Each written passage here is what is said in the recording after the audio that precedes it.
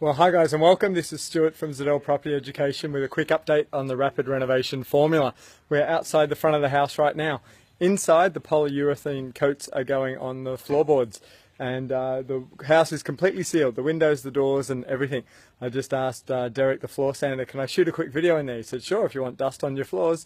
So I didn't. I left it shut because it was glary on the window to see through. So we're at the front now and you can see how we're overcoming this old 70s slate tile veranda is we've chosen to deck the whole thing.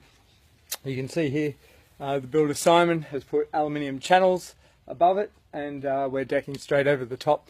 This wood we're using is Merbau. There were a couple other choices which were a little bit more expensive, so on a budget we've chosen Merbau, which is completely acceptable, and this is going to be stained shortly next week by the painters when they come back, which was all part of the quote. So it's actually transforming the look and the front of this house reasonably economically. So there's your update for today. Hope you're having a great day. Bye bye.